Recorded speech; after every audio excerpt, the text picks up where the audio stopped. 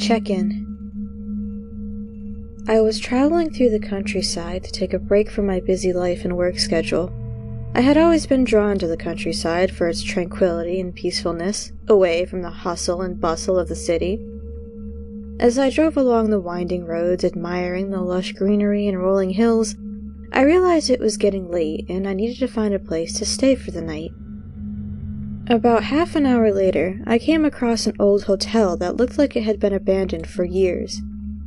But, to my surprise, there was a flickering neon sign that read vacancy in the window. I decided to give it a chance, thinking it would be a unique experience to stay in such an old century-style hotel, which actually felt quite eerie. As I walked into the lobby, I was struck by the musty smell and the sound of my footsteps echoing off the walls.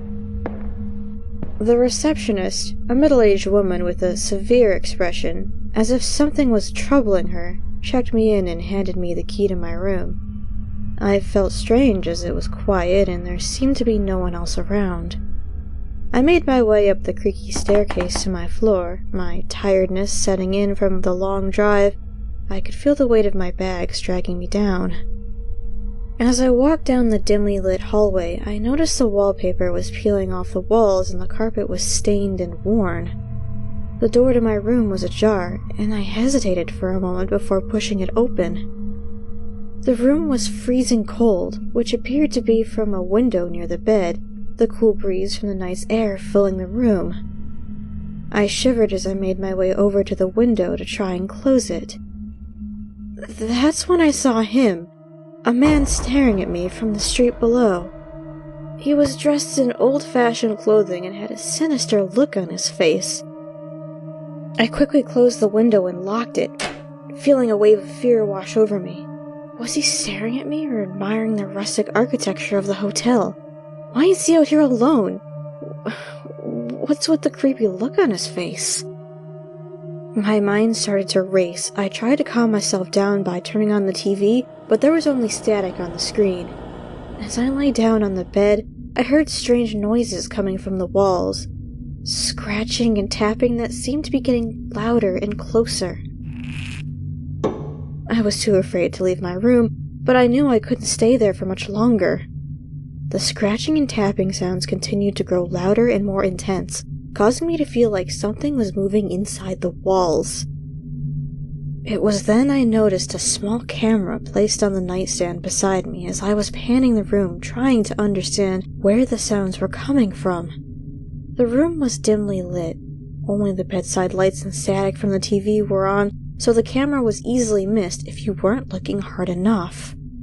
I had no idea how long it had been there, why it was there, or who had placed it there. Panic set in, and I quickly got up to leave the room. But as soon as I stepped out into the hallway, I found myself face to face with the receptionist. She stood there silently, with a blank expression on her face. I told her about the camera, hoping she could explain it, but her reaction was odd. She just stared at me for a moment before her eyes widened in a look of terror. She whispered with a frightened tone, "You need to leave. This place is not safe." Before I could ask any questions, she rushed off with her shoulders hunched, like she was in a hurry, almost as if she didn't want to be seen. She disappeared down the stairs, and I was left alone, feeling more frightened than before. As I made my way back to my room, I heard a faint whispering sound. It was coming from the wall beside me, and I could make out the words, "Get out," being repeated over and over again.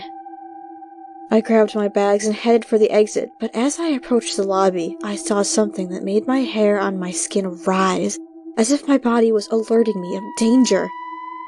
The man from the street outside was now standing behind the reception desk, staring straight at me with a menacing grin on his face. Without thinking, I turned and ran out of the hotel as fast as I could. As I made my way back to my car, keys shaking in my hands from the fear and adrenaline moving through my body, I looked back at the hotel and saw the flickering neon sign go out. I drove away from the hotel as fast as I could. It wasn't until several days later, when I was safely back home, that I dared to look up the hotel online. To my shock, I discovered that the hotel had closed down almost 2 years ago, and that the building had been abandoned ever since. There was no record of anyone renting rooms there. I couldn't believe what I was reading.